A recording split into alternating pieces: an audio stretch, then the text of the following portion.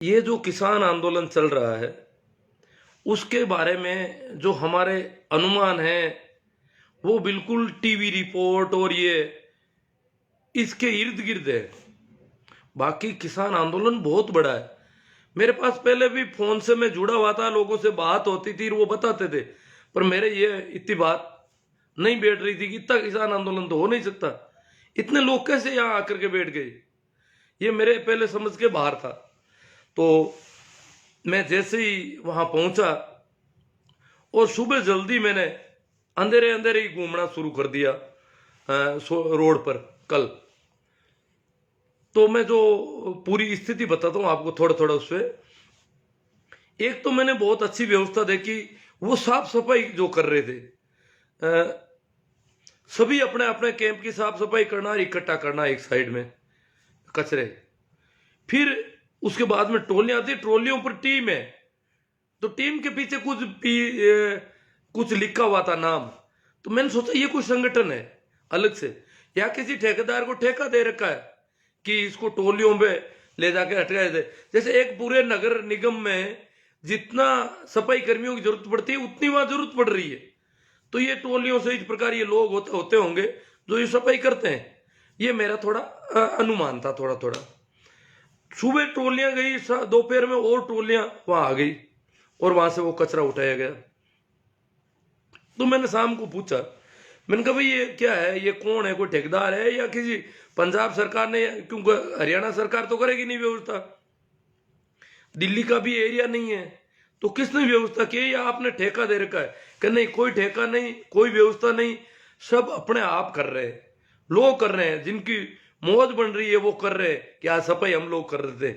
ऐसे टीमें निकलती है, ट्रैक्टर लगे हुए हैं, वही किसानों के ट्रैक्टर हैं, और सब भरवाने में भी सहयोग कर रहे हैं और वो भर के ले जाके कहीं खाली कर रहे हैं। ऐसी जगह उन्होंने तय कर रखी है जहां ये कचरा रोज, ये प्लेट दोने, पता नहीं कितना सामान हो जाता होगा।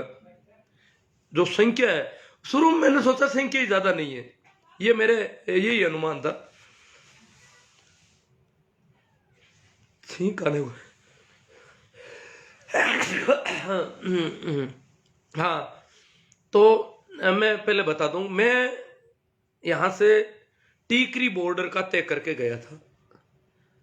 मैंने देखा कि ये टीकरी बॉर्डर का धरना लगभग कहां पर है और उससे मैं कहां जाने में कैसे आसानी रहेगी। बाकी मैं जाना तो चाहता था कि सिंगू कुंडली बॉर्डर जो मुख्य धरना है, आज किसान आंदोलन का केंद्र बिंदु सिंगू कुंडली बॉर्डर है, जहां संख्या बहुत ज्यादा है, बहुत बड़ी तादाद में किसान आए हुए बैठे हैं। तो वहां मेरी इच्छा थी, परंतु वहां जाने में मुझे वो मेरे लिए इजी अप्रोचेबल नहीं था। और मैं बसों में या वो गाड़ी किराए करके ओपेरा ओपेरा वो किराए करके मैं जाना नहीं चाहता था। तो टैक्सी किराए करके जाना नहीं चाहता था। मैं चाहता था मेट्रो कहाँ से सूटेबल है, तो मेट्रो सिर्फ एक ही बहादुरगढ़ वाली मेट्रो टीकरी बॉर्डर जाती थी।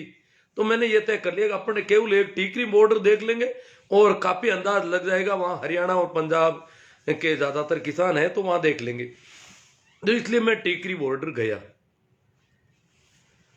पहले मैंने जब ये घोषणा की कि मैं जाऊंगा, विचार है 2-3 दिन में, तो प्रेमा राम जी ने मुझसे बात की, बोले कि आप किस दिन आ रहे हो, मैं उस दिन आपका जो है मैं छुट्टी ले लूं, या तो प्रयास करूंगा कि मैं छुट्टी ले लूंगा, और या छुट्टी नहीं ले पाऊंगा तो उन्होंने कहा एक किसी आदमी का नाम बताया कि उनको मैं भेज दूंगा आपके साथ, प्रेमा राम जी सी आग आप जानते हो।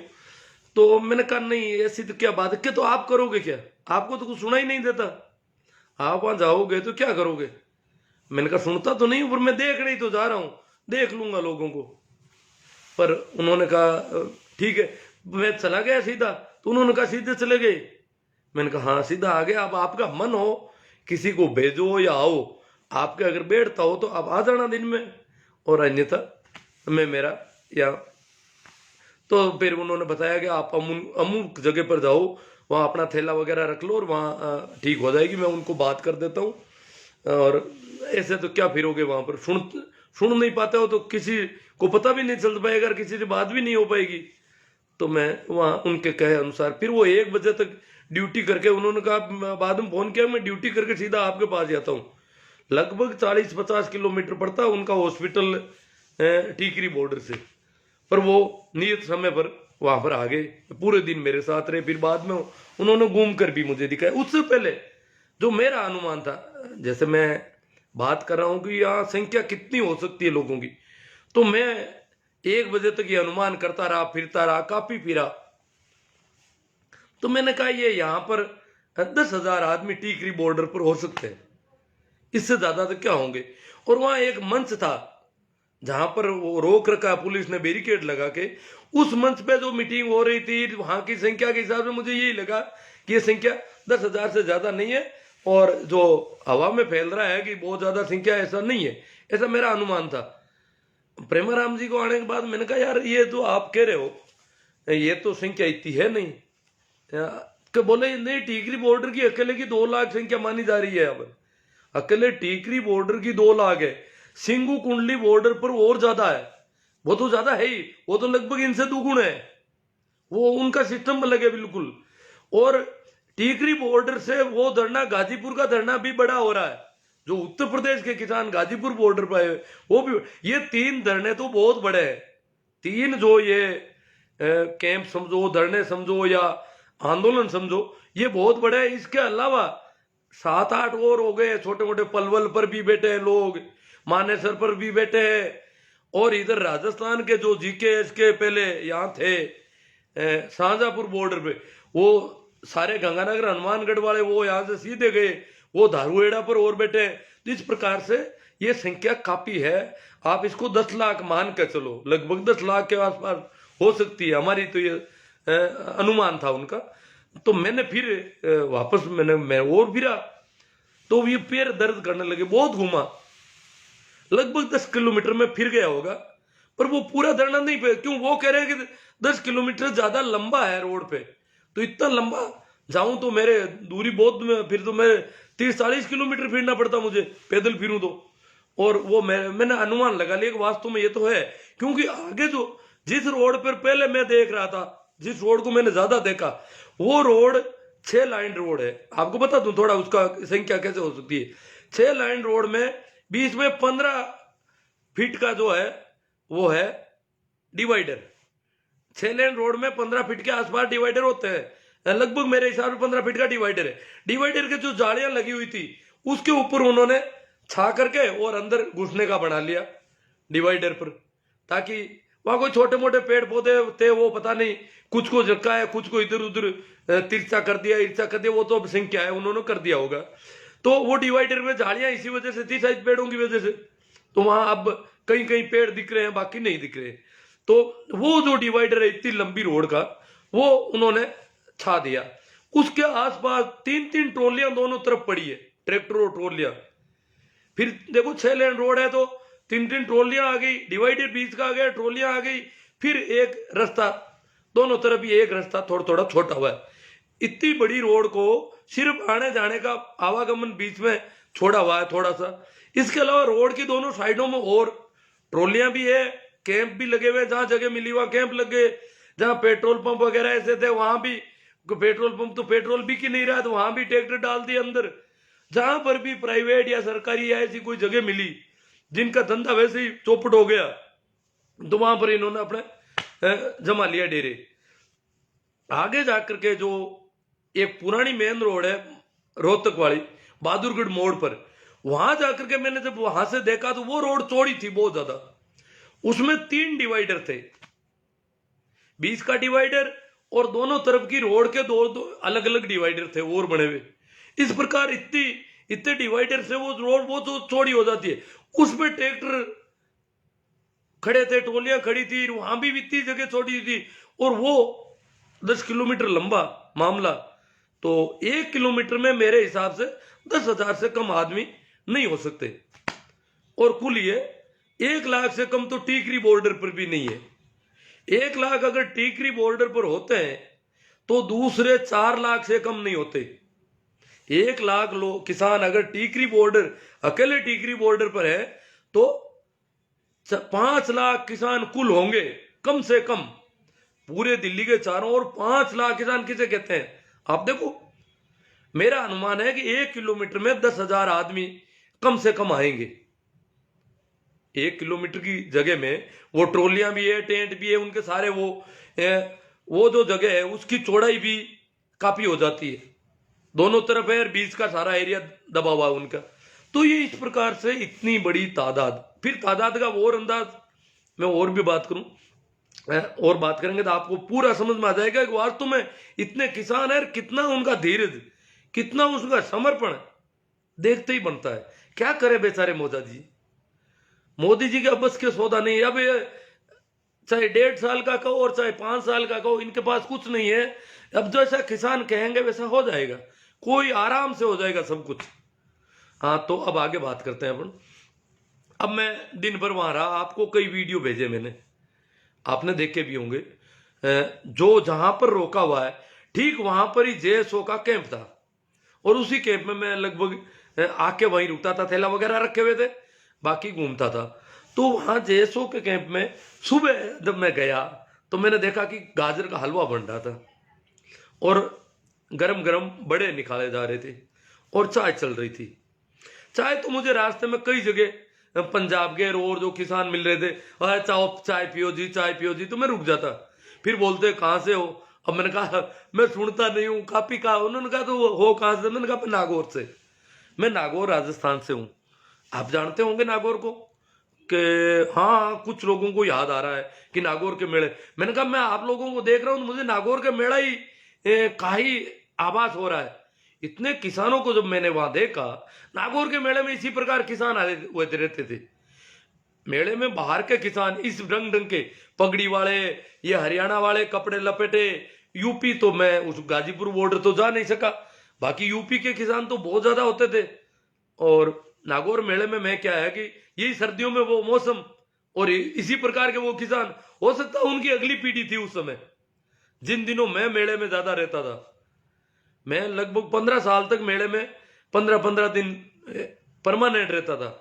और इसके अलावा बाकी मेलों में भी मेरा परवसर से लेकर मेड़ता तक पशुओं की खरीद फरोख्त, और मैं बैलों से खेती करता था। तो इस प्रकार नागौर में ज्यादा लंबा रहने का कारण है कि नागौर में 8वीं क्लास से लेकर के जितना आगे पढ़ा तब भी नागौर में पढ़ता था। इसलिए मेले के मौके पर नागौर में वहां उनके रोटियां बनाने, सब्जियां बनाने, पूरा मेले में रम जाता था, पानी की व्यवस्था करने। तो ये इन किसानों से मेरा संपर्क था। तो मैंने कहा आप ऐसे ही लोगों को हमने नागौर के मेले में खूब देखा है, और इसी प्रकार रोटियां बनाते थे बैठे बैठे। वो अपने आप पंजाबी किसान, बूढ़े बूढ़े आदमी अपनी रोटियां बना लेते हैं आराम से, बाजरी की बनाए चाहे मनसाई बनाए। तो ये तो मैंने वहां दृश्य देखे, रुका कई जगह, थोड़ी बहुत बात तो ज्यादा हो नहीं पा रही थी, कानों की प्रॉब्लम थी। फिर वहां पर चला गया, वहां जाके बैठ गया तो मैंने कहा यार यहाँ तो नाश्ता बहुत अच्छा बन रहा है, अपन नाश्ता करेंगे आराम से। पर संयोग से मैं फेसबुक में कहीं गुम हो गया इधर उधर में। तो मैं जब वहां नाश्ते के लिए पहुंचा अंदर, मैंने कहा भाई नाश्ता, कि बोले नाश्ता तो फिनिश हो गया। अरे मैंने कहा यार नाश्ता फिनिश हो गया, मैंने तो किया ही नहीं, अभी यही था कैंप में आपके। बोला आपने नहीं किया, वो तो काउंटरों पर बंटता है, अंदर बैठ रहते हैं, उनको कौन देता है? अंदर वाले तो अपना आप कालो लेके काउंटर पर दोनों तरफ वो बांट रहे थे नाश्ता, उसका मैंने ध्यान नहीं दिया। तो उन्होंने कहा अच्छा आप ऐसा करो, वहां उस पे जाओ, वहां मिल जाएगा, अभी भी 2-3 जगह इनमें जाओ, आपको मिल जाएगा। पर संयोग से मैं 2-3 जगह गया, वहां भी नाश्ता और सभी रोटियां बनाने की तैयारी करने लग गए। फिर मैंने कहा अब घूमना बेकार है, अपन को नाश्ते की इतनी जरूरत नहीं है, अपन तो रोटी खाएंगे सीधी। पर वो थोड़ा देखा हुआ था हलवा वगैरह, तो थोड़ा मन में रहा। अब आगे देखो खाने की व्यवस्था, आप देखो कि ताजुब करोगे कि वहां वो बना। उसके बाद में उसी कैंप में ज्यादातर मेरा आना रहा, प्रेमाराम जी भी वहीं आए थे। तो वहां दोपहर 1 बजे से पहले खीर बना दी गई, फिर खीर का वितरण चला दोनों तरफ काउंटर पर। जब कुछ बन जाता है तो वितरण शुरू कर देते हैं, ये सिस्टम है उनका।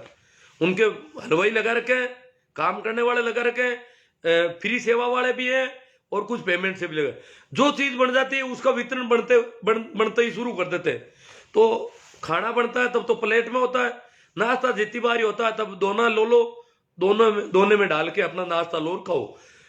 भाई दी कोई फल आ जाते हैं तो फलों का वितरण शुरू कर देते हैं। जो सामान वहां आ जाता है वो इस प्रकार या बन जाता है या आ जाता है, उसका वितरण वो करते रहते हैं। वहां क्या है कि लोगों का थोड़ा ज्यादा था। मैंने सोचा यही इसका मुख्य स्थल है, क्योंकि वहां एक मीटिंग भी होती थी, वो लगा था, मंच बना हुआ था, तो मंच के पास ही वो था। तो मैंने सोचा यही मुख्य मंच है टीकरी बॉर्डर का।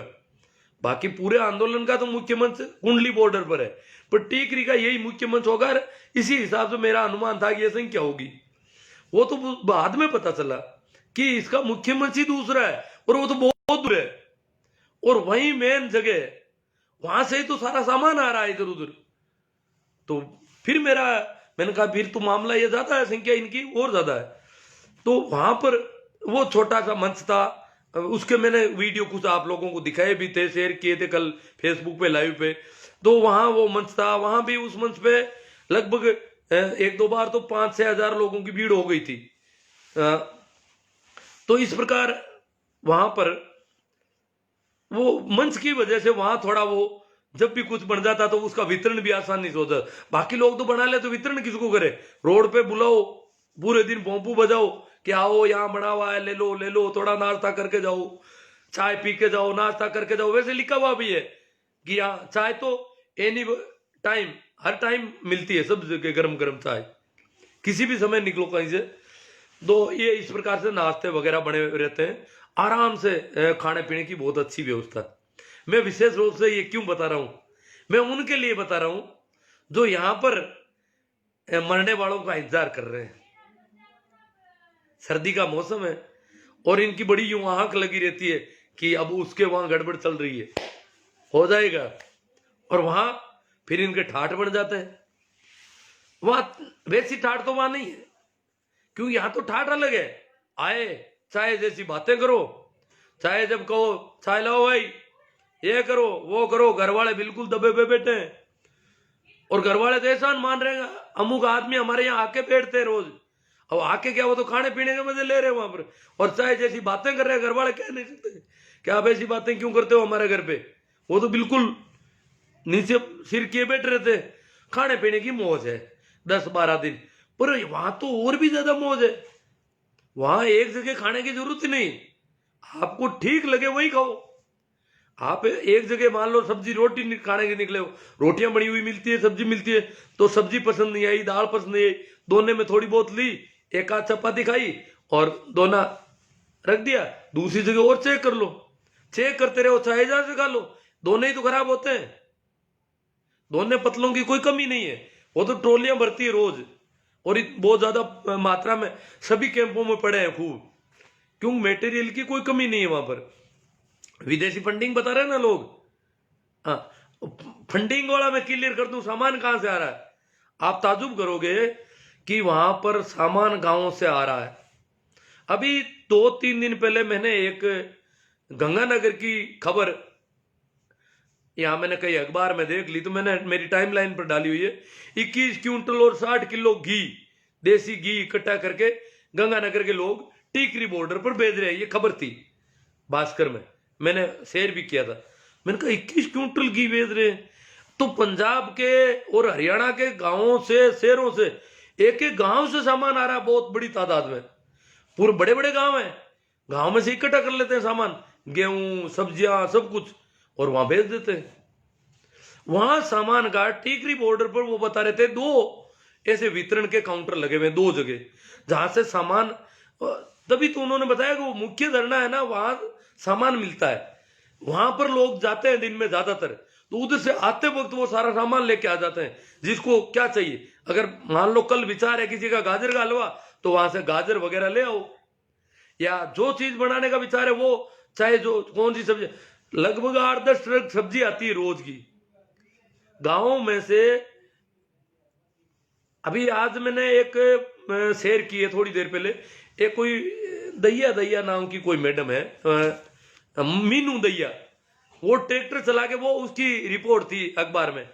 मीनू दैया कहती है मैं रोज गांव में से छाछ को लस्सी बोलते हैं वो, छाछ और दूध और सब्जी 3 चीज इकट्ठी करती है हमारी टीम है।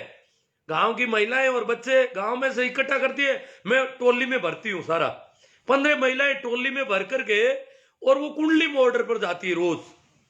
वो मीनू दैया कह रही है कि हाँ आदमी काम कर रहे हैं, तो हमारा काम है यहाँ वहां से हम सामान यहाँ सप्लाई करें। तो छाछ, दूध और सब्जियां की ट्रॉली भर के वो कह रही थी 15 महिलाएं मेरे साथ आती है, वहां भी सहयोग करती है, यहाँ भी ट्रॉली में साथ बैठ के आती है और वो सामान रोज खाली कर देती है। इसी प्रकार की बहुत सारी ट्रॉलियां हैं जो सामान रोज छाछ, दूध और सब्जियां लेकर के आते हैं। अनाज के ट्रक अलग से आते हैं, दालों के अलग से आते हैं। सारा सामान पंजाब, हरियाणा, उत्तर प्रदेश, राजस्थान में भी चीज जाता है। झुंझुनू से सामान गया है, चूरू से गया है, गंगानगर, हनुमानगढ़ से। और हमारे नागौर का तभी मुझे पता नहीं। मारवाड़ की उपस्थिति सबसे कम है। मारवाड़ तो लगभग गुजरात की सी कंडीशन में है। गुजरात में तो सरकार का दबाव है, पर मारवाड़ पर तो सरकार का भी ज्यादा दबाव नहीं, पर मारवाड़ के लोगों की संख्या मेरे हिसाब से बहुत कम है। झुंझुनू, सीकर, चूरू के शाजापुर बॉर्डर पर है, गंगानगर, हनुमानगढ़ वाले धारूहेड़ा बॉर्डर पर है। तो इस प्रकार वो बाकी वाले लोग ज्यादा है। अब मारवाड़ को ये मान लो, मारवाड़ थोड़ा दूर भी पड़ता है। ये भी है कि मारवाड़ दिल्ली से कम पड़ता है तो 500-600 किलोमीटर, 700 किलोमीटर पड़ जाता है। तो 700-800 1000 किलोमीटर दूरी से ज्यादा संख्या में जा पाना संभव भी नहीं है, मुश्किल मामला है। पर मारवाड़ में जो मृत्युभोज के लिए इंतजार कर रहे हैं, यहां पर जो लोग बैठे हैं कि 12 दिन हो गए तो वहां सरेंगे, बातें करेंगे चाय जैसी, और पूरे मौज बनी रहेगी। अगला आदमी जो कहेंगे वैसा करेगा, चाहे रात में दिन में बातें करो कितनी, सब जब चाहे जाओ, एहसान मानता है अगला। तो यहां पर भी आंदोलन वाले एहसान मानते हैं अगर अपन जाए तो। खाने पीने की, किसी को मरने का इंतजार करने की जरूरत नहीं, वहां तो रोज बनता ही है और रोज वहां शहीद भी होते हैं। कल मैं टीकरी बॉर्डर पर था, पर काफी घूमा, पर मुझे पता नहीं, कल ही वहां से भी एक शहीद हुए थे। पर लंबा चौड़ा है तो सब जगह पता नहीं चलता। वो तो दूसरे दिन अखबार में खबर आई तब पता चला कि यहाँ भी कोई शहीद हो गए टीकरी बॉर्डर पर ही। वो पता नहीं चलता है क्योंकि लंबी जगह है, तो थोड़े इलाके में पता चलता है वहां शहीद हुआ है।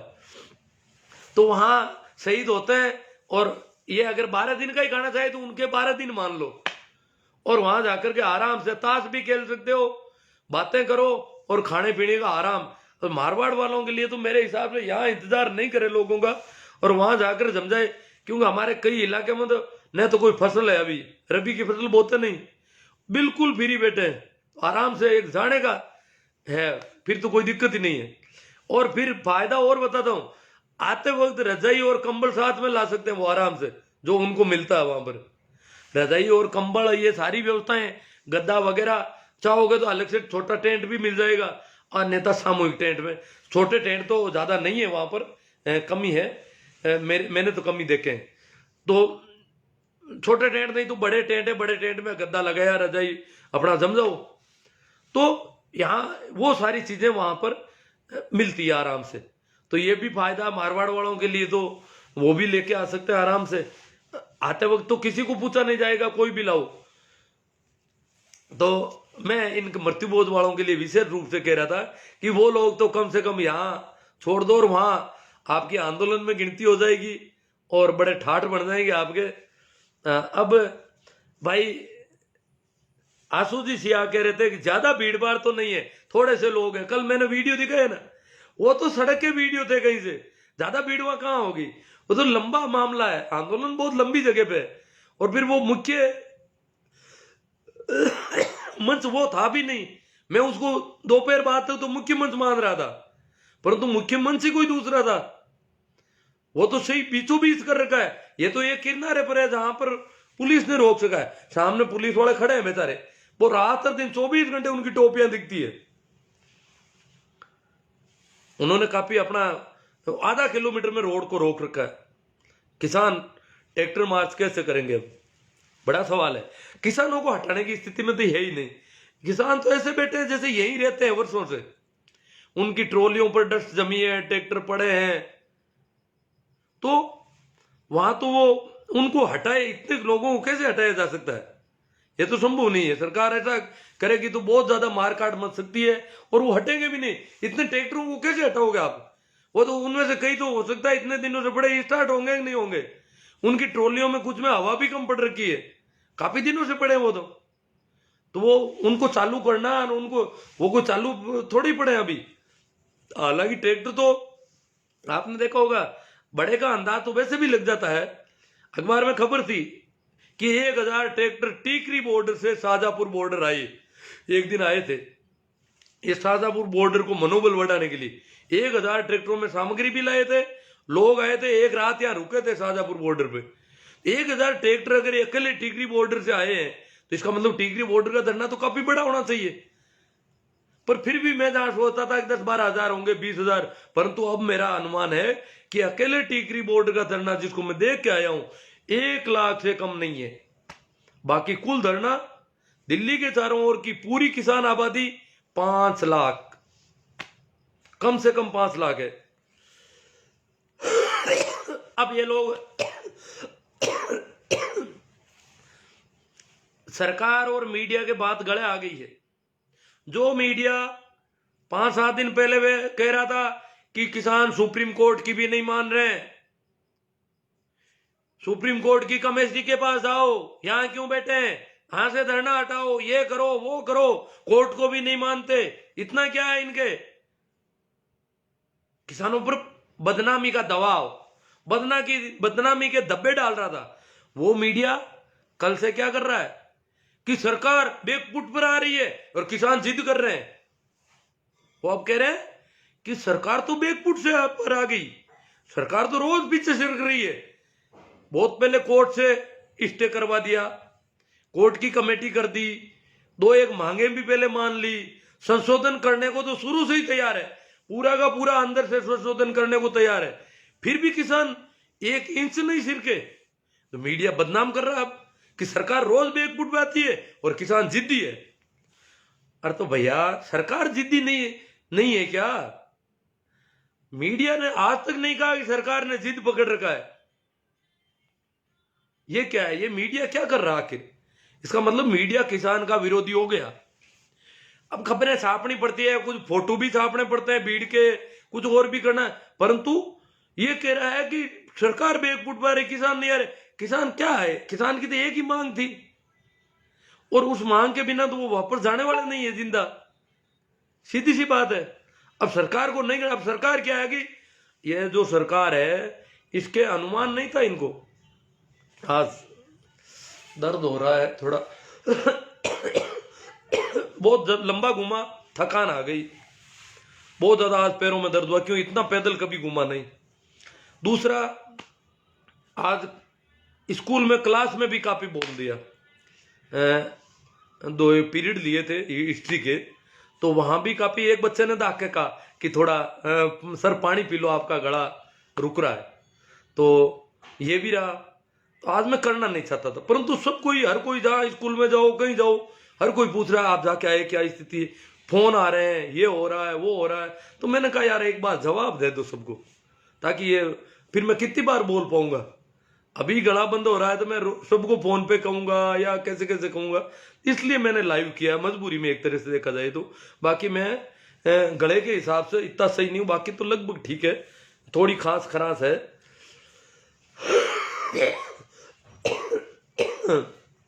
मीडिया किसानों को एक तो पहले बदनाम कर रहा था, आपने सुना होगा कि किसानों के ट्रैक्टर जो हैं, किसानों के ट्रैक्टर काफी बड़े आकार के हैं, बहुत बड़े ट्रैक्टर हैं वहां पर। मैंने पहले सुना था पर अब आंखों से देख के आया हूं, तो उन ट्रैक्टरों को मीडिया टैंक बता रहा है, उनकी जो ट्रॉलियां हैं उनको बख्तरबंद गाड़ियां बता रहा है। आपने देखा ना मीडिया ऐसा प्रचार कर रहा है कि ये तो राजधानी पर हमला करेंगे, गणतंत्र पर हमला करेंगे, देश पर हमला है। जैसे किसान नहीं, कोई चीन की सेना आ गई, जैसे पाकिस्तान की सेना है, कोई विरोधी दुश्मन देश की सेना है, इस प्रकार की बयानबाजी मीडिया में चल रही है। उनके पास ट्रैक्टर है, कोई टैंक थोड़ी है, उनके टैंक थोड़ी है उनके पास, आर्मी के टैंक तो उनके पास है नहीं, ट्रैक्टर उनके अच्छे हैं, काफी बड़े। ट्रॉलियां भी वास्तव में मैंने देखी, इतनी बड़ी ट्रॉलियां, मैं तो सोच भी नहीं पाता था कि इतनी बड़ी ट्रॉलियां भी होती है। वो तो पूरा अंदर मकान की तरह हो जाता है पूरा ही। उनके तो लो लकड़ बहुत भारी है, और ट्रैक्टर भी, एक ट्रैक्टर तो मैंने दिखाया था आपको जिसके 8 पहिए थे, और वो ट्रैक्टर तो कोई कह रहा है 35-40 लाख का, कोई कह रहा है 1 करोड़ रुपए का एक ट्रैक्टर है। आपने कल वीडियो देख सकते हो अभी भी। वो ट्रैक्टर शायद कंपनियों में बनता नहीं होगा, ऑर्डर देके ही बनवाया होगा कि मुझे तो इतना बड़ा ट्रैक्टर, कोई प्रधान जी है उनका ट्रैक्टर है तो उन्होंने जानबूझ के इतना कोई बड़ा अपने ढंग से बनवा लिया ट्रैक्टर, ऐसा लग रहा है। इस प्रकार का वो अलग ही ढंग का ट्रैक्टर, दो तो साइलेंसर बड़े बड़े, म्यूजिक सिस्टम, बत्तियां। और वैसे और भी मैंने ट्रैक्टर देखे कई और ट्रैक्टरों के बारे में बोला लोगों ने कि ये फॉर्च्यूनर की रेट का ये ट्रैक्टर है। ट्रैक्टर फॉर्च्यूनर के रेट के बराबर के ट्रैक्टर है। वो शौकीन लोग हैं, शौकिया ट्रैक्टर भी रखते हैं अलग तरह के, और ट्रोलियां, तो उनको ये बदनाम करके यूं बता। अब वो शौकीन कैसे, ये देखो हम तो शुरू से ही गरीब किसान रहे हैं। मैं ताजुब करता था जब उत्तर प्रदेश के किसान हमारे बेल खरीदने आते थे, मेरठ के और मुजफ्फरनगर के ये आते थे, गांव में भी आ जाते कभी कभार, तांती डालते, और मेले में तो बातचीत होती रहती थी। तो वो कहते थे कि हम तो भैया बग्गी में जोतेंगे, तुम्हारे बेल की मौज बन जाएगी। मैंने सोचा बग्गी क्या है? बोले रथ है हमारा, बग्गी होती है, घूमने निकलते हम तो, ये घोड़ी की जगह काम आता है। हम नागौरी नस्ल के बेल को घोड़े की तरह काम में लेते हैं, तो हमारा तो बग्गी में जोतता है। और गुड़ खाएगा बेल, गुड़ खाएगा बाबा, जिद मत कर, अब दे दे। बेल गुड़ खाएगा, बग्गी में जूतेगा और मौज करेगा, रोज साबुन से नहाएगा। इस बेल को बेटे से भी ज्यादा इसका प्यार होगा, इसकी मालिश होगी, इसको दबाया जाएगा चारों ओर से, बड़ा यूं अलग ढंग से रखा जाएगा। तो मैं सोचता था यार ये कैसे बग्गी में हड़ी नहीं चला रहे हैं, तो बेलों से क्या करेंगे? कि ये तो घूमने जाते हैं, रईस किसान है, वो घूमने बेलू वहां के रथ जोत के घूमते हैं। फिर कुछ लोगों ने कहा हमने तो देख रखा वहां वास्तव में कुछ लोग जो नागौरी नस्ल के शानदार बैल होते थे उनको वो बग्गी में रखते, बाकी खेती करने ले जाते थे बेल। हरियाणा पंजाब वाले तो शायद बग्गी वाले बेल नहीं ले जाते, अलग ढंग के ले, अलग अलग हमें पता होता था। ग्राहकों को देख मैं, गुजरात के ग्राहक आते थे, पंजाब के आते थे, मध्य प्रदेश के आते थे, हरियाणा के आते थे, उत्तर प्रदेश के आते थे, उनकी हमें पता था कि किस प्रकार के बेल जो है उत्तर प्रदेश वाले ले जाते हैं, किस प्रकार के पंजाब वाले, अलग अलग तरह के थे। कोई किसी बहुरे को गलत मानता था, कोई किसी को सही मानता था, ये अलग अलग उस समय मैं जानता था इस बात को। तो वो लोग उस समय भी बग्गी में जोतते थे। एक बार मेरी एक बेल की जोड़ी थी, मैं तो बच्चा था उस समय, तो मेरे दादा ने वो बेल 12,000 रुपये में वो ले रहे थे, हमने दिए नहीं। मेला एंड पर आ गया, तो वो जो किसान सपी नाम का आदमी था, मुजफ्फरनगर का मुसलमान, वो व्यापारी था। व्यापारी लोग भी थे, कई व्यापारी थे, कई खुद के बेल लेने आते थे। व्यापारी था, उसने बेल भर लिए, लगभग 2-1 बेल की जगह थी गाड़ी में। तो उन्होंने हमारे कोई रिश्तेदारों को बताया कि अगर वो देते हैं तो वो बेल मैं लेना चाहता हूं, मेरा मन है बहुत, पर पैसे मेरे अब खत्म हो गए हैं। 12,000 हम मांग रहे थे और वो पहले 10,000 में ही थे, तो पैसे खत्म हो गए। 2 बेल की गाड़ी में तो जगह, पर मेरे पास रुपये 4,000 है, या तो मैं 4,000 की कोई जोड़ी लूंगा और या फिर ये 12,000 वाले ले जाऊं, इनके बाकी वाले रुपये। तो उनको लाए, वो बीच में रह गए। मैं सपी के घर गया हूं और सपी का काम शानदार है, बड़ा व्यापारी है बेलों का, तो चलो वो दे दिया। फिर वो उस समय फोन तो थे नहीं, साल भर तक इंतजार करता रहे कि भाई नागौर मेले में वापस आएगा। वो नागौर मेले में आया तो हमने सोचा वो पैसे लेके आया होगा, पर वो तो सफी तो आया ही नहीं मेले में। हमने कहा यार पैसे खा गया इसका मतलब। तो मेला खत्म होने के बाद यहां से उनको जो बीच में थे उनको लेके गए वहां पे मुजफ्फरनगर। वहां जाके वहां गए तो उसने बहुत आव आदर की, परंतु उसके एकदम से व्यापार में बहुत घाटा लग चुका था और बोला मेरी स्थिति बहुत डावाडोल है, आप मेरी इज्जत रख दो। 2 आदमी आए थे, दोनों का किराया दे दिया, खर्चा, खिलाया पिलाया, उनको रखा 5-7 दिन, और उनको 4,000 रुपये रख के देके बोले 4,000 अभी दे पाऊंगा, 4,000 बाद में दूंगा, और आप मुझे, अब मेरी इज्जत चली जाएगी। आप या अगर सभी लोगों को अगर कह दोगे कि हम सपी की उधारी है और सपी पूरे पैसे नहीं दे पाया, तो मेरे थोड़ा ठीक नहीं रहेगा, ये निवेदन है आप, और आप बातें करो, इधर उधर घूमो सब जगह। तो उन्होंने बहुत आवभगत की। फिर बाद में और दूसरी बार साल भर बाद में और गए तो वो 4,000 लेके आए। उसने बाद में व्यापार भी बंद हो सकता है। कुछ लोगों के नुकसान क्या है कि हमारा नागौरी नस्ल को पूरी को खराब कर दिया। किसने? आपको पता है? हिंदुओं ने। जो हिंदू कट्टरपंथी है वो उन्होंने हमारे नागौरी नस्ल के बेल की कदर खत्म कर दी। जितने भी मुसलमान व्यापारी थे बाद में तो मुसलमान ही नहीं, यादव व्यापारी दूसरे सभी पर हमले शुरू कर दिए। इन्होंने जहां भी बेल देखे गाड़ियों में इन्होंने हमले कर दिए, पुलिस बुला ली, नाटक कर दिए। बेल भूखे प्यासे मर रहे हैं गाड़ियों में पड़े, इनको भूखे प्यासे मरने से कोई मतलब नहीं। किसानों को मारा पीटा, व्यापारी भी थे, बेल बेचते थे, खरीदते थे, बोले ये तो कसाई है और बेल मारने के लिए ले जा रहे, गोवंश को मार रहे, यूं करके हुड़दंग मचा देते। फिर वो रेलगाड़ियों में ले जाते तो रेलगाड़ियों को रोकना शुरू कर दिया। आखिर मेड़ा और नागौरी नस्ल की गाय आवारा होकर रह गई उनकी वजह से। जो ये झूठ फैलाते हैं, रोज झूठ के जो बाउंडर फैलाते हैं, उन्होंने नागौरी, हालांकि मशीन आ गई मैं भी मानता हूं, परंतु उनको अभी भी शौक है बग्गी में बेल जोतने का। बग्गियां पड़ी है पर वो आ नहीं पाते, यहां पर खरीदने की हिम्मत नहीं पड़ती कि सुरक्षित जाना मुश्किल हो जाता है। यहाँ खूब लिखवा के ले जाते हैं कलेक्टर, शहर कई बातें लिखवाते हैं, वहां से लिखवा के लाते हैं, पर वो तो अनपढ़ आते हैं, चड्डी गैंग वाले लंगूरों की तरह। वो कोई लिखा हुआ पढ़ते हैं न और कुछ करते हैं, और वो इतने ज्यादा इकट्ठे हो जाते हैं। और अगर उनकी सरकार बाई देवे हो तो वो किसी भी हालत में बेलों को बाहर जाने नहीं देते, और बेलों को बाहर नहीं जाने देते तो यहाँ की बेल और गाय दोनों मर रही है। यहाँ पर बुरी हालत है, क्योंकि नागौरी नस्ल की गाय जो है वो तो उसमें ज्यादा वो नहीं था, क्योंकि दुधारू गाय नहीं है।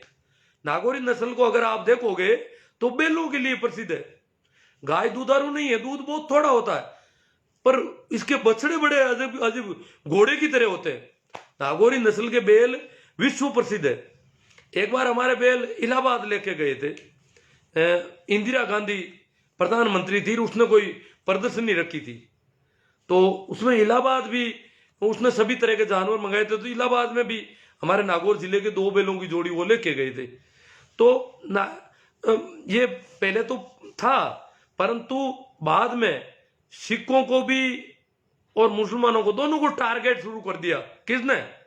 ये चरम हिंदूपंथियों ने। सिखों को तो इंदिरा गांधी की मौत के बाद खूब टारगेट किया, पहले भी किया, और हमने भी, मीडिया जो है पूरा का पूरा प्रचार करता था सिखों के बारे में कि सिख तो बहुत गंदे लोग होते हैं। तो हमने सोचा ये तो आतंकी होते हैं, आदमी को देखते ही गोली ठोकते हैं, इतना यूं बदनाम कर रखा था, मीडिया कर देता है। वो जो कांग्रेस का मीडिया था वो भी करता था और इनका मीडिया भी करता है। तो इस प्रकार वो लोग हमारे देश के थे, हमारे थे, परंतु उनको हमसे दूर किया इन मीडिया वालों ने। बाकी मैंने जो पंजाबियों को और वहां देखा है उसका अभी मैं विवरण बताऊंगा आपको कि कितने गजब के लोग हैं वो, उसमें भी बात करूंगा मैं। हाँ, एक बात मैंने कही थी, मैं भी मोदी समर्थक रहा हूं। बड़े यूं नाराज होंगे कई मोदी भक्त जो मुझे रोज कांग्रेसी कहते हैं, वामपंथी कहते हैं, मुझे अक्सर कहते हैं वामपंथी हो, कांग्रेसी हो। उनको यह नहीं दिखता कि मैंने आज तक किसी भी राजनेता का पक्ष नहीं लिया, कभी किसी भी राजनेता का सीधा समर्थन नहीं किया किसी बात का है, क्योंकि राजनेता लगभग डुलमुल ज्यादा होते हैं। मोदी में मुझे कुछ ताकत दिखाई दी, तो आपको पता हो तो जिनको भी टाइमलाइन देख लेना मेरी, नोटबंदी के दिनों में 3 महीने तक सरकार पर लोग गालियां बक रहे थे, जगह जगह विरोध कर रहे थे, परंतु हमने लगभग 2-2.5 महीने तक तो बहुत अच्छे इनका समर्थन किया कि बहुत अच्छा मौका है नोटबंदी का, ये काला धन, ये जो धन लोगों ने इकट्ठा कर रखा उनका धन बाहर आएगा, ये हो जाएगा। परंतु सरकार की मॉनिटरिंग लूज रही, निर्णय बहुत अच्छा था और हमने इसकी बहुत समर्थन किया। कहीं हमने सोचा कि कहीं सरकार का विरोध नहीं हो जाए खड़ा, हमने कहा भाई ये तो बहुत मजबूत प्रधानमंत्री है, तब इतना हिम्मत कर पाए, बाकी हर कोई हिम्मत नहीं कर पाता नोटबंदी की। इसलिए हमें धैर्य रखना है, हमारा कोई नुकसान नहीं होगा, जिनका नुकसान होगा वो करेंगे, जिनके पास ज्यादा धन इकट्ठा कर रखा है उनका धन बाहर आएगा और देश ऊंचा उठेगा। इस बात को लेकर के हमने बहुत सरकार का साथ दिया, पूरी मेहनत की। उस समय का जो सोशल मीडिया था 2016 का काफी फैल गया था, उस समय आप देखोगे मैंने खूब इधर उधर पत्र व्यवहार किया और मोदी जी को भी एक पत्र लिखा है, जो आपको पता होगा, कुछ लोगों को याद है कि मेरा पत्र था कि जो पेट्रोल पंप है उन पे 2000 के और 100 के नोट शुरू कर दो, 1500 वाले बंद करो, ये गड़बड़ हो रही, लोगों के पास ये नोट हो गए इतने, और ये इसमें जो नोटों का इधर उधर हो रहा था रोजाना, करोड़ों नोटों का। इधर टोल टैक्स में मैंने कहा टोल या तो टोल बंद कर दो, अन्यथा टोल के बहाने नोट काला धन सफेद हो रहा है सारा। तो इस प्रकार मैंने कहा कि रेलवे के आरक्षित टिकट और हवाई जहाज के टिकट उनमें नोट क्यों चल रहे हैं, वो ऑनलाइन करने चाहिए, वो तो कैशलेस करो करवाओ, उनमें उनको बंद करो।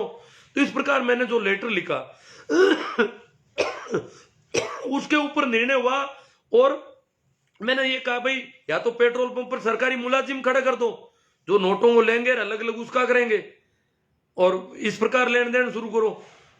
तो उस समय उसकी वजह से उन्होंने पेट्रोल पंप पर वो नोट बंद किए थे और यहां अखबारों ने भी लिखा भाई एक अध्यापक के कहने से मोदी जी ने ये।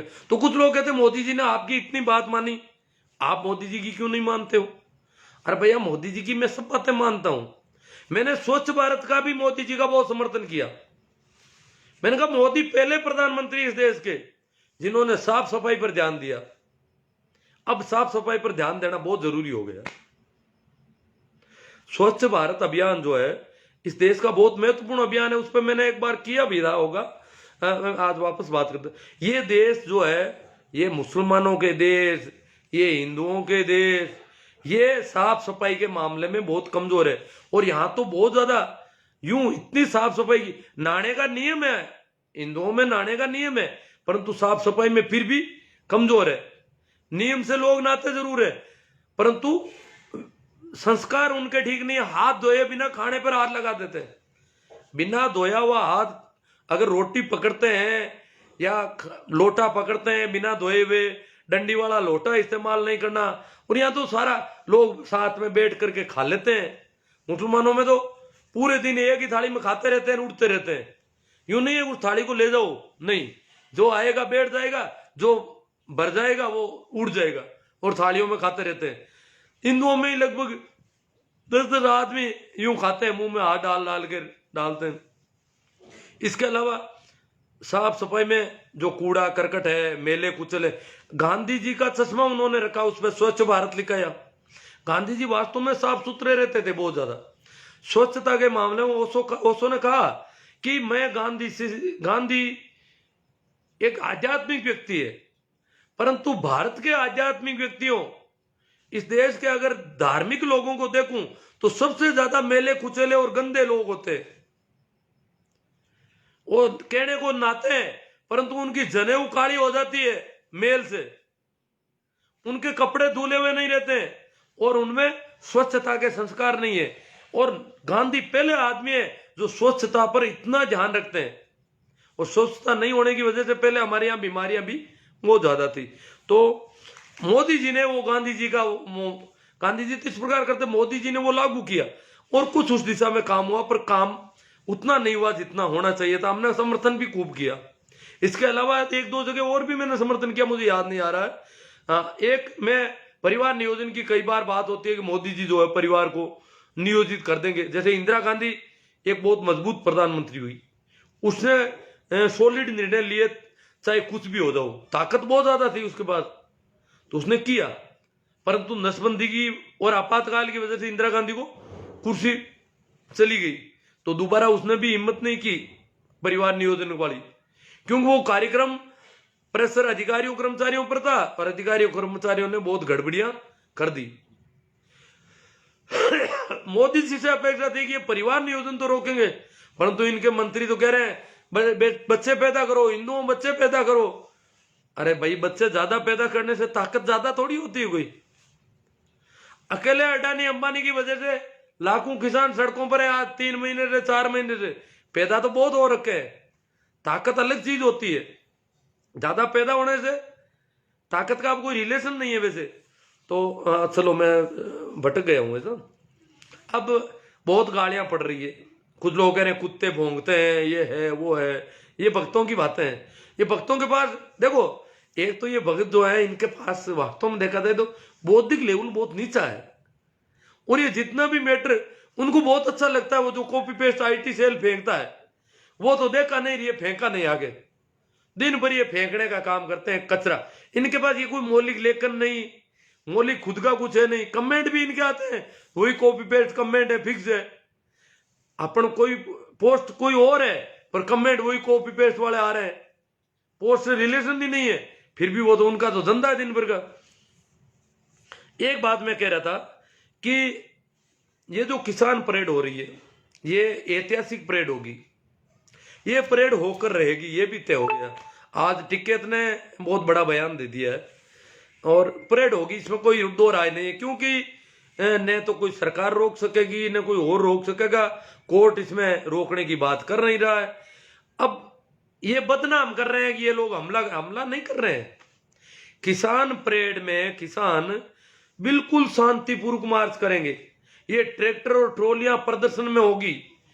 खेती की बेलों की परेड, पहले झांकियां निकलती थी खेती के संबंध, तो ये झांकी है, इस देश का किसान राजधानी पर दिखेगा, दुनिया भर के मीडिया में छाएगा, पूरे मीडिया में पता चलेगा कि भारत कृषि प्रधान देश है और वहां के किसान दिल्ली में गणतंत्र दिवस पर अपनी अनुशासित परेड कर रहे हैं। ये कोई हमला नहीं है, गणतंत्र दिवस की परेड के नाम पर कोई मांग नहीं है, मांग मान ली जाएगी तो भी परेड करेंगे, परेड करनी है, प्रदर्शन करना है।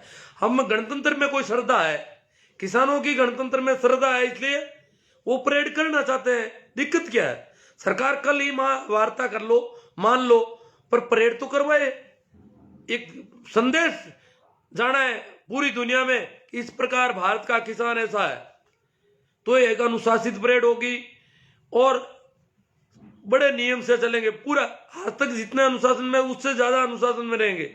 हाँ, जब रोका जाएगा तो वो दूसरे रास्तों से घुसेंगे, रास्ते बहुत है, मेन रोड की जरूरत नहीं है, सब रास्ते दिल्ली के रोके नहीं जा सकते। बॉर्डर पर जो दिल्ली बॉर्डर है वहां कोई यूं नहीं है कोई जंगल है, वहां ही वैसा ही महानगर है, वहां ही चारों जगह गुड़गांव, मोदी नगर, गाजियाबाद, ये सब दिल्ली बॉर्डर पर है। ये और दिल्ली अलग अलग नहीं है कुछ भी। तो बहादुरगढ़ दिल्ली से कोई अलग नहीं है, बहादुरगढ़ तो मेट्रो आती है, बहादुरगढ़ दिल्ली का हिस्सा है, जबकि है हरियाणा में। अगर बॉर्डर को जैसे रोका है मेन रोड को, वैसे सारी गलियों को रोके तो फिर लोगों को इधर उधर बिल्कुल बंद हो जाए, तो संभव ही नहीं है। तो इस प्रकार से न तो रोका जाना संभव है, और वैसे भी किसान बहुत शांति से, ये खुद कुछ गड़बड़ करेंगे, ये तैयारी कर रहे हैं, पुलिस वालों को ट्रेनिंग दे रहे हैं, पत्थर फेंके जाएंगे, ये पत्थर फेंकने की नौबत जहां तक मैं सोचता हूं नहीं आएगी।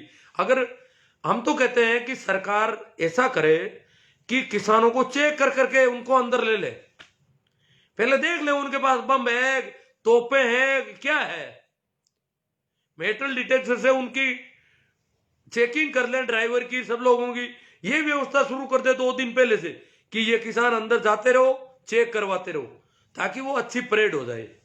वो कोई हमला थोड़ा ही करना है। और वैसे किसान कितने अनुशासित है, आपने देखा ये कहां हमला किया, कब किया। तो इस प्रकार से अगर सरकार जाने देती है तो बहुत अच्छा रहेगा। अब इनको चेक कर लो और कुछ कर लो, उनसे कोई अनुबंध भरवा लो, जो कुछ भी करना चाहिए, क्यों वो तो एक सिर्फ प्रदर्शन करना चाहते हैं गणतंत्र के मौके पर, उन्होंने घोषणा कर दी इसलिए उन्होंने तय कर दिया। अब सरकार उसको खामोखा मीडिया और बदनाम करते हैं, तो एक विरोध सी स्थिति, ऐसा नहीं होना चाहिए। इसके लिए किसान चाहते हैं कि हमें प्रदर्शन करने दिया जाए, हम शांति से प्रदर्शन करेंगे और कुछ नहीं करेंगे। अनुशासन उनका कैसा है, देखो मैंने देखा है कि ये जो बहुत सारे लंगर है, ठेठ तक, छोटे लंगर, बड़े लंगर, कुछ चाय के लंगर, लंगर पे लिखा चाय के लंगर, लंगरों में यह भी लिख दिया कि only for farmers, only for farmers. वहां कुछ भिखमंगों की संख्या बढ़ रही थी, वो खाने पीने के लिए या इस प्रकार के लोग आ जाते थे। कोई गरीब आदमी ये सोच रहा नहीं खाना बनाया वही खा लेते, तो उससे क्या है कि थोड़ा सा एक बार ज्यादा बढ़ रही थी, उनका अगर ये ज्यादा दिखते हैं तो ये लोग कहेंगे यहाँ तो भिखमंगे किसान है ही नहीं, क्योंकि वैसे ही बहुत बदनाम कर रखा है। तो उन्होंने उनको यह भी लिखा है कि अन्य लोगों के साथ भी ठीक व्यवहार किया जाए, मतलब उनको खाना पानी देना पड़ रहा है तो उनको मना करके दे दो और फिर कह दो भैया यहां रुकना नहीं है, आप लोग जाए यहां से, यहां सिर्फ किसानों का धरना है। हमें तो पहले से ही विदेशी पता नहीं 1000 नाम दे रखे, कल परसों कहेंगे ये भिखमंगों का धरना है। तो ये आंदोलन वाले वहां कर रखा है।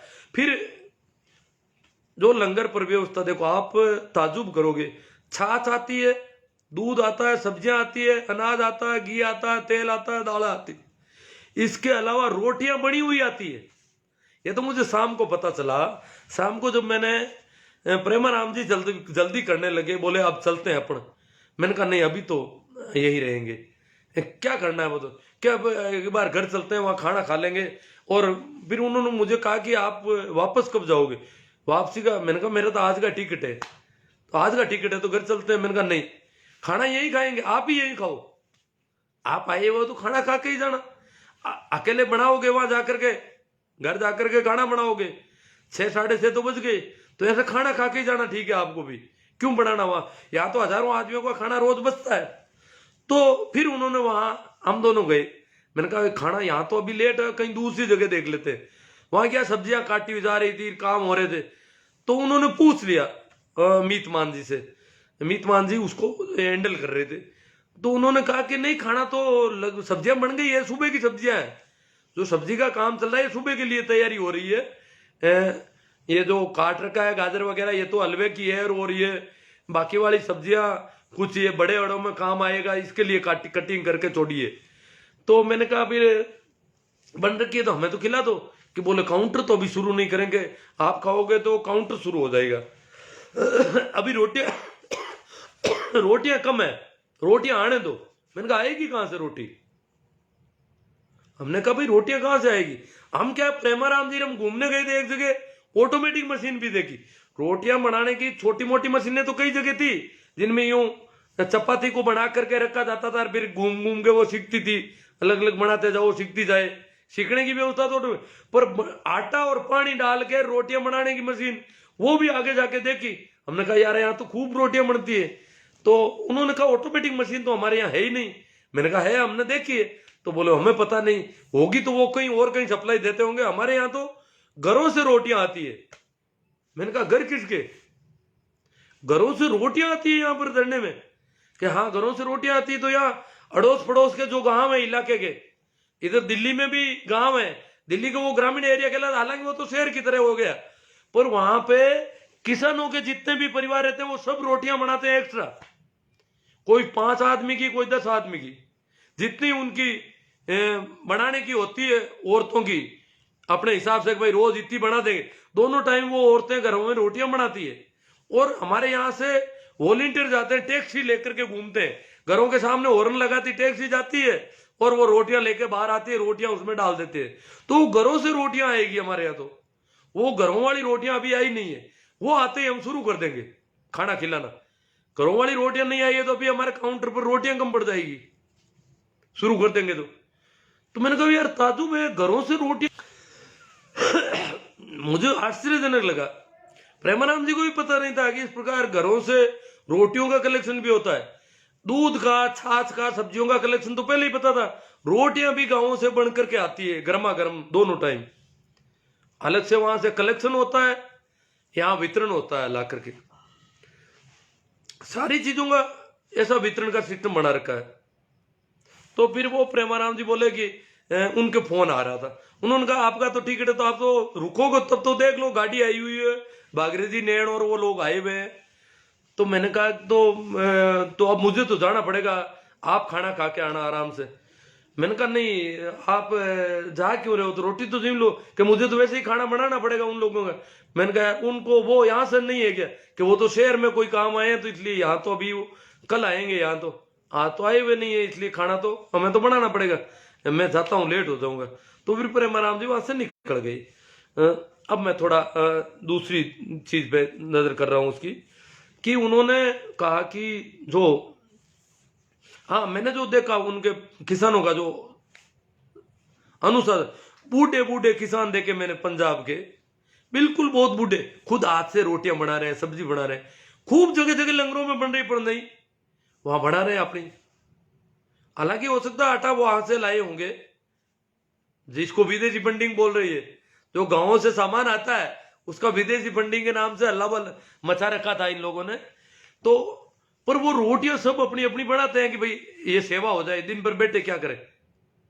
तो और बिल्कुल किसी के चेहरे पर शिकन नहीं, किसी को ये जल्दबाजी नहीं कि कब निर्णय होगा, बस बैठे हैं जैसे यही बसे हुए हैं, कोई बात ही नहीं करता, कोई उड़दंग नहीं, कोई नारेबाजी नहीं, इतनी शांति से। हरियाणा वाले तो और क्या पड़ोसी रह गए, तो औरतें भी ट्रैक्टर लेके आती है तो नारे लगाती है, आदमी भी थोड़े लगाते। पंजाब वाले तो बिल्कुल ऐसे बैठे हैं जैसे इनके घर का कोई उत्सव हो, कोई घर का फंक्शन हो, ताकि हम बोलना नहीं हमारा तो फंक्शन है, ये तो मेहमान की तरह है। बाकी वाले तो जो सभी ने कह रखा है कि हम तो पंजाब वालों की समर्थन में आए हुए हैं। तो ये जो लोग कहते हैं ना कुत्तों की, तो पंजाब का ही आंदोलन है, ऐसा नहीं है। पंजाब से ज्यादा संख्या दूसरों की हो गई। अब टीकरी बॉर्डर पर आधे पंजाब के लोग हैं, आधे हरियाणा के हैं। कुंडली बॉर्डर पर जो छिंगू कुंडली का बड़ा बॉर्डर है, बड़ा आंदोलन है, वहां पर भी पंजाब के लोगों से थोड़े बहुत हरियाणा के कम होंगे, वहां भी हरियाणा के लोगों की संख्या ज्यादा है। कुछ पंजाब के लोग भी सिख पगड़ी रखते हैं, इसलिए उनको सबको नहीं, हरियाणा के उनको सबको लोग पंजाब वाले समझ लेते हैं। जैसे गंगानगर के, जब यहाँ गंगानगर और हनुमानगढ़ के यहाँ थे ना राजस्थान वाले धरने में, तो ऐसे लगता था पंजाब वालों ने यहाँ धरना दे दिया, क्यों उनके भी पगड़ियां थी सबके। इसी प्रकार सिरसा वगैरह जो इलाके उनके वो पगड़ी वगैरह है। अब तो जवाब दे रहा सारा। तो इस प्रकार ये पंजाब का तो, और गाजीपुर का बॉर्डर पूरा का पूरा कोई पंजाबी नहीं है वहां पर, वो टीकरी बॉर्डर से बड़ा हो गया धरना, जहां राकेश जी टिकैत, मुजफ्फरपुर, मेरठ, मथुरा इधर के लोग हैं, तो वो धरना काफी बड़ा है। और वहां पर आधे हिंदू है, आधे मुसलमान है किसान। मुजफ्फरनगर उधर साइड में मुसलमान भी आधे, तो वो वहां एक भी सिख नहीं है। तो इसे सिखों का या पंजाबियों का दिल्ली के आसपास के सारे इलाके वहां है। राजस्थान का ही आसपास का एरिया हो गया, थोड़ा अलवर का, उधर हरियाणा का रेवाड़ी एरिया थोड़ा कमजोर है, वहां अभी इतना आंदोलन तेजी नहीं पकड़ पाया। अब तो पकड़ रहा है धीरे धीरे, तो सब जगह रोज हर धरने की लंबाई बढ़ती है, पीछे से नई टोलियां जुड़ जाती है। अब हजारों टोलियां, आपको पता होना चाहिए, पंजाब से हरियाणा में प्रवेश कर गई है नई। 1 लाख ट्रैक्टर परेड में भाग लेने का है, वो लाख से ज्यादा हो जाएंगे। कई ऐसे बड़े कस्बे तहसीलें हैं जिन्होंने 1-1 हजार ट्रैक्टर रवाना कर दिए पंजाब से। हरियाणा से भी खूब, हरियाणा वाले सारे औरतें लेकर के आएगी। आपने देखा हरियाणा की औरतों की ताकत, हरियाणा के टोल नाकों पर हजारों की संख्या में 18 तारीख को औरतें इकट्ठा हुई थी। इन धरनों के अलावा इतने ही आदमी टोल नाकों पर बैठे हैं हरियाणा पंजाब में, इतने ही आदमी कलेक्ट्रेट में और बैठे हैं। ये 5 लाख दिल्ली के 4 और 5 लाख से भी ज्यादा लोग, जैसे यहां भी झुंझुनू में, चूरू में, हनुमानगढ़ में, गंगानगर में धरने हैं सब जगह। इसी प्रकार पंजाब और हरियाणा में लगभग 8-10 लाख लोग अलग से धरने दे रहे हैं। टोल नाकों पर हजारों आदमी बैठे, एक टोल नाके पर, पेट्रोल पंपों पर बैठे, अडानी अंबानी के जो रिलायंस के पेट्रोल पंप है वहां धरने हैं। तो इस प्रकार अखबारों में देखा, परसों के अखबारों में 18 तारीख को इतनी हरियाणा की और पंजाब की महिलाएं जगह जगह शहरों में, पहली बार इतनी महिलाएं देश की सड़कों पर आई है। आदमी तो और भी कुछ आए होंगे कई बार, पर महिलाएं इतनी बड़ी तादाद में देश भर में सड़कों पर आना बहुत मायने रखती है। भारत जैसे देश में जहां महिलाओं को पिछड़ा माना जाता था, परंतु किसानों की महिलाओं ने तय कर दिया कि हम किसान महिलाएं हैं, फीमेल फार्मर। क्योंकि ये जो खेती किसानी का काम जहां शुरू हुआ, सिंधु घाटी सभ्यता वो यही हुई थी, पनपी थी, और यहां मात्र सत्तात्मक परिवार थे। तो किसान परिवारों में स्त्री की बहुत इज्जत है, न तो कभी विधवा के नाते उसको परेशान किया गया, न उसको सती होने का दबाव लगाया गया, न विधवा विवाह किसानों ने कभी बंद रखे। ये किसानों में खूबी है। किसान और पशुपालक लोग हैं, ये विधवा विवाह कभी बंद नहीं करते, ये कभी भी सती प्रथा का समर्थक नहीं रहा। तो महिलाओं की तवज्जो है इनमें, महिलाएं काम करती है, वर्क करती है, कंधे से कंधा मिलाकर काम करती है। तो महिलाओं ने अपनी ताकत, आपने देखा, ये बता दी। अब मैं थोड़ा गला तो रुक ही रहा है लगभग, मैं एक दो बातें, कुछ लोगों ने कहा आपने वहां भाषण, प्रेमानंद जी ने कहा था कि आप इस मंच पे भाषण देना चाहो तो नाम भेज देते हैं। मैंने कहा नहीं, मैं किसी का भाषण सुन नहीं पाता, तो बेवजह मैं क्यों फालतू अड़ंगा। मेरा तो यहाँ चल रहा है, लोग बाग है मेरे अपने मिलने वाले, वो सुन लेते हैं मेरी बातें, बस पर्याप्त है मेरे लिए। अब ये कह रहे हैं भाई एक किसान के नाम से एक आदमी ने बहुत गड़बड़, आज 2-3 आदमी आगे आ रहे हैं। अब देखो, आप कह रहे हो कोई कांग्रेसी कोई बीजेपी, क्या हमें तो कांग्रेसी कह दो। कांग्रेसी पूर्व मंत्री के बेटे मोदी जी की भक्ति कर रहे हैं, अनिरुद्ध सिंह, विश्वेंद्र सिंह के बेटे का कल बयान आया है कि मोदी सरकार किसान बिल में संशोधन करने के लिए कह चुकी है, फिर ये नौटंकी क्यों। अब देख लो, ये बेटे कांग्रेस के नेता के हैं और भगत मोदी के हैं। किसानों की हालत का इनको पता ही नहीं है कि क्या हालत है। मोदी खुद झुक रहे हैं, वो तो कह रहे हैं 2 साल रोक देंगे, और ये कह रहे हैं किसान नौटंकी कर रहे हैं। इनको फिर ट्रोल किया कांग्रेस वालों ने, दबाव बनाया, तो भी अपने जिद पर रहे चारों ओर से। और ये जो है, फिर इन्होंने कहा कि कुछ राजनीतिक दल जो है फायदा उठा रहे, ये अनिरुद्ध सिंह कहते हैं। तो भैया तुम्हें क्या तकलीफ है, तुम्हारे पिताजी कांग्रेस में है, कांग्रेस के बड़े लीडर है। कुछ राजनीतिक दल किसानों की आड़ में वोट में फायदा उठाना चाह रहे हैं, उठाएंगे। उन्होंने किसानों के साथ हुए हैं वो, तो उनको फायदा मिलेगा, उठाएंगे क्या। कमजोरी है उनकी कि वो भांप नहीं पाए। मोदी जी की एक बहुत बड़ी गलती रही है कि वो किसानों की ताकत को नहीं पहचान पाए कि किसान 2024 तक धरना रख सकते हैं और इतनी बड़ी संख्या में सड़कों पर रह सकते हैं। ये उनको अंदाज ही नहीं रहा किसानों के बारे। उन्होंने सोचा भ्रमित होते हैं, मैं भ्रमित कर दूंगा, कभी संशोधन के नाम पर भ्रमित करूंगा, कभी कोर्ट के नाम पर, कभी 2 साल की रोक के नाम पर। इस प्रकार मैं इनको भ्रमित कर दूंगा। बोले होते हैं, भ्रमित होते हैं, ये होते हैं, वो होते हैं, सारा अब उनकी सारी आईटी सेल, सारा मीडिया रुद्ध सब तब धीरे धीरे बैकफुट पर आ रहे हैं। और अब मीडिया कह रहा है किसान जिद कर रहे हैं। अरे तो भैया जिद तो इनका है अभी भी। और ये अब देख लो, कांग्रेस के लोगों के बेटे भी मोदी भक्त है। ये हालत है, ऐसी मोदी भक्ति। तभी तो मोदी जी किसान को कुछ नहीं समझते। उनको पता है कि मैंने खूब भर रखा है लोगों के दिमाग को, ऐसा गांठ दे रखी है कि दिमाग काम ही नहीं कर सकता मेरे आगे। वास्तव में बहुत भाषण उनके लच्छेबाजी के होते हैं, लच्छेदार भाषण होते हैं। इसी प्रकार आज सीकर के सांसद भी कुछ बोल गए लगते हैं, सुमेधानंद जी। पता नहीं उन्होंने क्या कहा, मुझे याद नहीं रहा, मैंने यहाँ लिखा नहीं उनका कमेंट तो। पर ये मामला कुल मिला के ये वो तो खैर सरकार में अपनी पार्टी के हिसाब से कर रहे हैं, पर किसान ऐसे लोगों को अब चिन्हित कर रही है कि कौन लोग है जो इतने समय के बाद भी किसानों के दर्द को नहीं महसूस कर रहे हैं। किसान कोई वहां कोई मस्ती थोड़ी मार रहा है।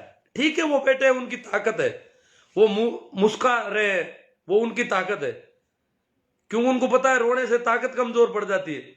और रोए क्यों, जब अगला इतना कठोर है तो हम भी इस प्रकार रहेंगे। भाई तो केवल पंजाब वाली बात तो कोई रही नहीं। अब मैं लेता हूं, कुछ कह रहे राजस्थान के किसान नहीं है वहां पर। राजस्थान के किसान है। गंगागढ़ नगर, हनुमानगढ़ वाला, धरना, धारुएड़ा वाला काफी बड़ा है, और शाजापुर बॉर्डर वाला भी काफी, यूं बिल्कुल छोटा नहीं है। 1 किलोमीटर से कम तो वो भी नहीं है। हाँ, संख्या कम है दोनों जगह ही। और फिर राजस्थान दूर पड़ता है। राजस्थान के ज्यादातर इलाके दिल्ली के इतने नजदीक नहीं है। पंजाब भी दिल्ली के नजदीक है राजस्थान को अगर देखें तो। पंजाब तो लगभग दिल्ली से जितना जयपुर है वहां तक पंजाब आ जाता है काफी।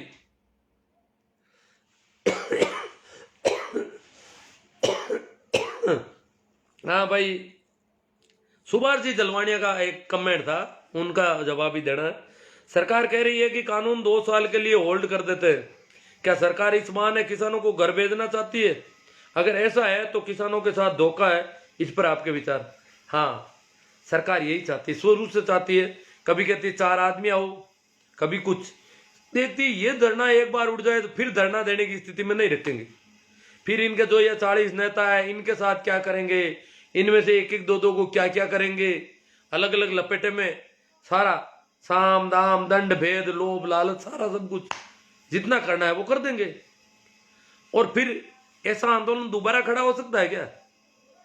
अगर ये आंदोलन अभी किसानों का फेल होता है, सफल होता है तो और हो गए आंदोलन, कई आंदोलन होंगे, मजदूरों के होंगे, सबके होंगे। और फेल हो जाता है तो मनोबल इतना कमजोर पड़ जाएगा कि किसान आंदोलन करने की स्थिति में सदियों तक नहीं आएगा। सदियों तक इस देश में कोई विरोध प्रदर्शन नहीं कर पाएगा सरकार का। तो वापस तो आंदोलन हो नहीं सकता एक बार इनको यहां से भ्रमित करके, क्योंकि मोदी जी को पता है कि भ्रमित होते हैं इसलिए भ्रमित कर रहे हैं, कभी कोर्ट के जरिए, कभी 2 साल, कभी 1.5 साल। तो ये सारा है। मैं थोड़े कमेंट देख लूं, देखा जाए तो, नहीं तो फिर आ तो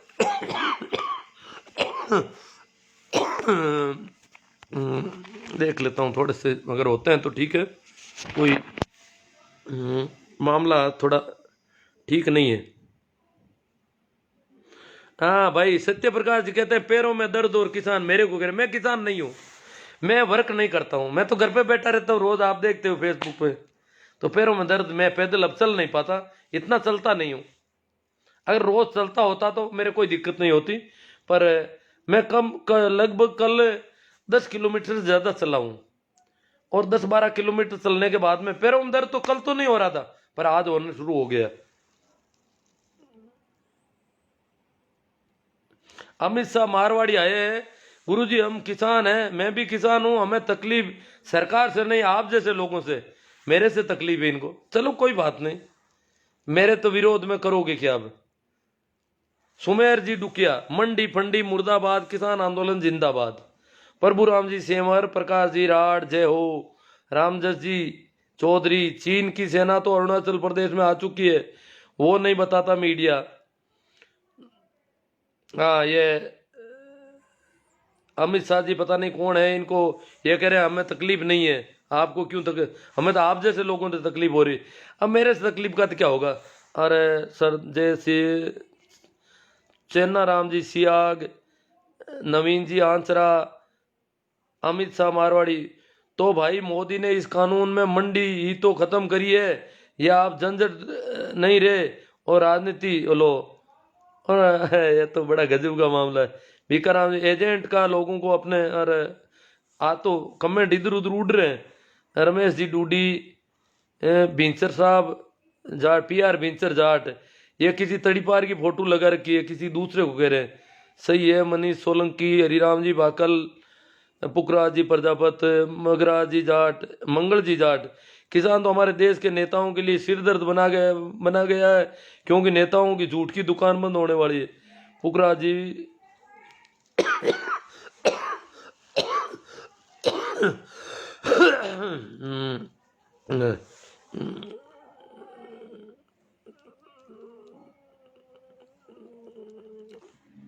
छोटू राजू जी चौहान, मेरे भी कल बाद में जब मैं रेलवे स्टेशन जा रहा था तो फोन आया शाजापुर बॉर्डर से कोई मित्र का कि हम लेने आ जाएंगे, आप आ जाओ। मैंने कहा मैं तो गाँव जाऊंगा सीधा ही। अब मैं एक जगह देख चुका ये कि स्थिति अच्छी है, देखना ही था मुझे, तो अब मैं वहाँ नहीं चलूंगा। उन्होंने काफी कहा आप रेवाड़ी उतर जाओ, ये कर लो, बाद में जयपुर छोड़ देंगे। मैंने कहा नहीं, अब पेड़ा जी, नानिया, महिपाल जी, तंवर, रामसा कांटिया, छेल जी। 2016 में जब नोटबंदी की थी तो शुरुआत में आपने भी नोटबंदी का पक्ष लिया था, और हम उस समय नोटबंदी के खिलाफ थे, हमने उसी टाइम इस प्रश्न लगाए थे। हाँ, छेल जी, तांडी और ये खिलाफ थे, हमने नोटबंदी का खूब पक्ष लिया मोदी जी की। मैंने कहा भाई ये तो बहुत मजबूत सरकार है, अगर इसके अलावा तो कोई ऐसा काम कर नहीं सकता, और हमें साथ देना चाहिए, देश में दुख पालो थोड़े दिन। और तो कभी किसी का समर्थन हमने किया ही नहीं मोदी के अलावा। तो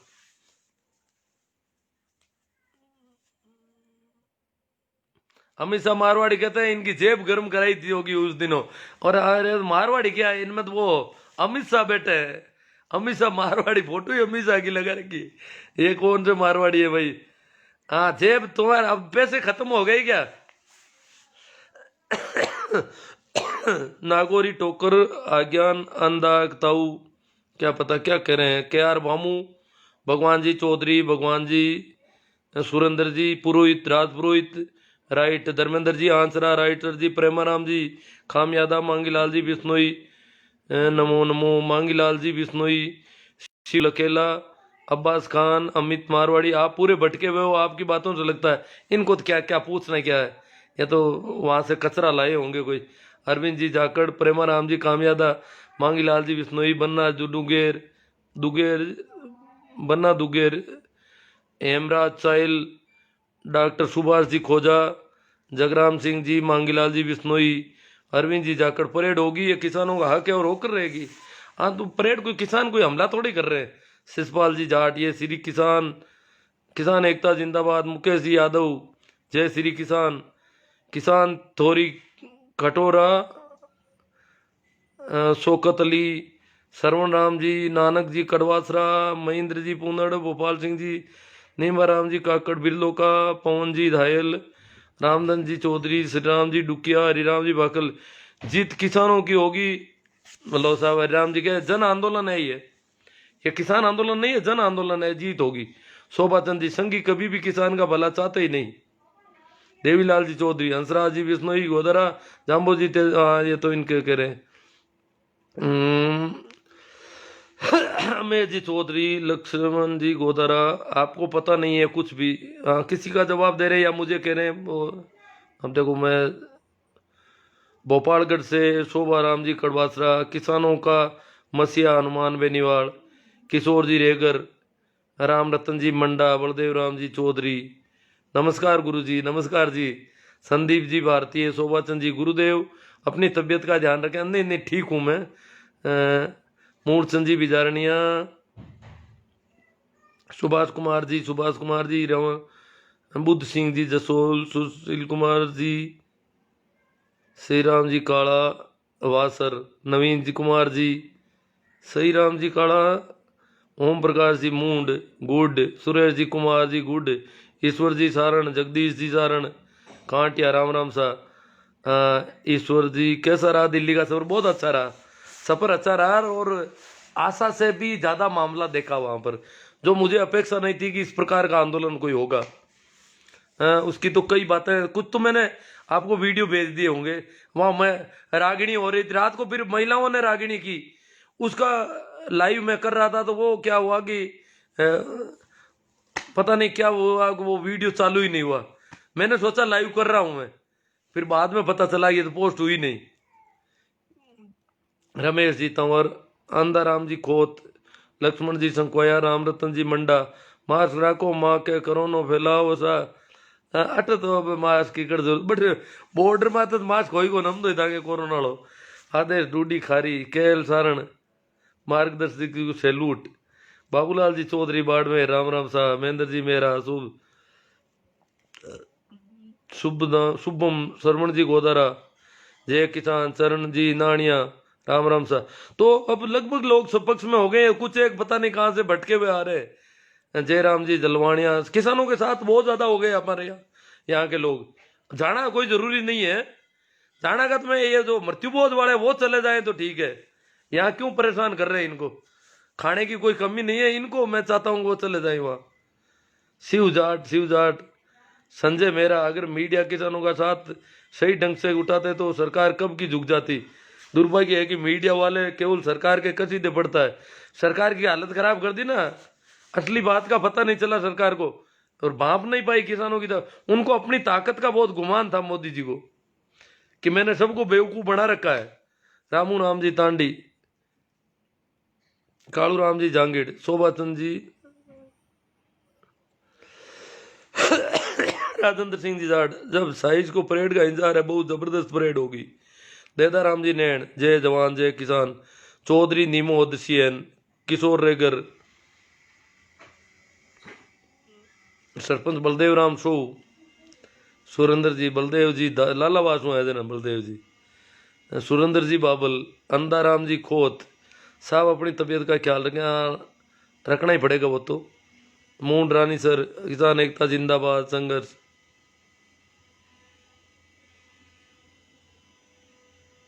ये मूड है रानी सर तो एक तो हमारे यहाँ वही है, कोई हरियाणा से, ये कह रहे हम लोग जाएंगे।